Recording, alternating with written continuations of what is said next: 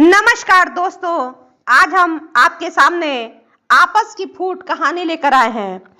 प्राचीन समय में एक विचित्र पक्षी रहता था। उसका धड़ एक ही था परंतु सिर दो थे। उसका नाम भारुण था। एक शरीर होने के बावजूद उसके सिरों में एकता नहीं थी और न ही तालमेल था। वे एक दूसरे को बैर से देखते थे।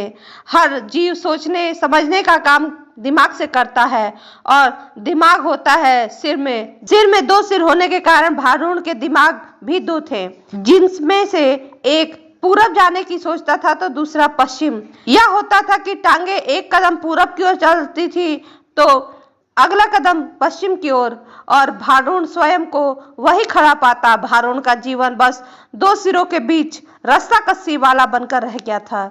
एक दिन भारुण भोजन की तलाश में नदी तट पर घूम रहा था कि एक सिर को नीचे गिरा एक फल नजर आया। उसने चोंच मारकर उसे चख कर देखा तो जीभ चटकाने लगा। वाह, क्या स्वादिष्ट फल है! ऐसा फल मैंने आज तक कभी नहीं खाया। भगवान ने दुनिया में क्या क्या चीजें बनाई हैं। दूसरा बोलने लगा, अच्छा जरा मैं भी चख कर देखूं। कहकर दूसरे ने अपनी चोंच उस फल की ओर बढ़ाई ही थी कि पहले ने झट से दूसरे सिर को दूर फेंका और बोला, गंदी सोच, इस फल से दूर ही रख। यह फल मैंने पाया है और इसे मैं ही खाऊंगा। दूसरा बोला, हम दोनों एक ही शरीर के भाग हैं। खाने पीने की चीजें तो बांटकर खानी चाहिए। दूसरे सिर ने अपनी दलील दी। पहला सिर कहने लगा, ठीक है, हम एक शरीर के भाग हैं। पेट हमारा एक ही है। मैं इस फल को खाऊंगा तो वह पेट में ही तो जाएगा और तेरा भी पेट भर जाएगा। दूसरा सिर बोला, खाने का मतलब केवल पेट भरना ही नहीं होता, जीभ का स्वाद भी तो होना चाहिए।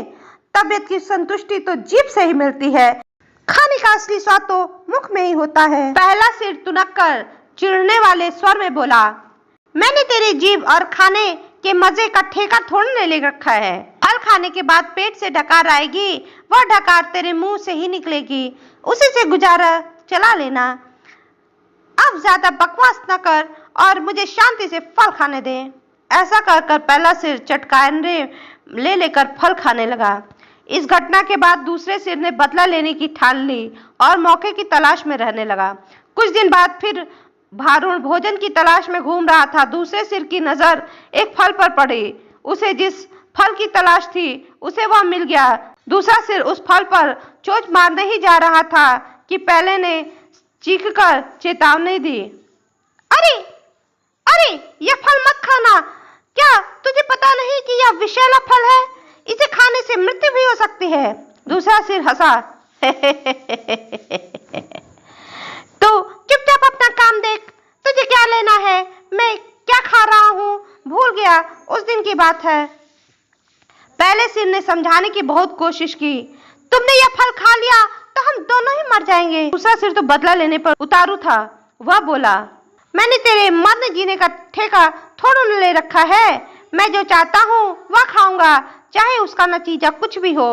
अब मुझे शांति से विषैला फल खाने दे। दूसरे सिर ने विषैला फल खा लिया और भारुण तड़प तड़प कर मर गया।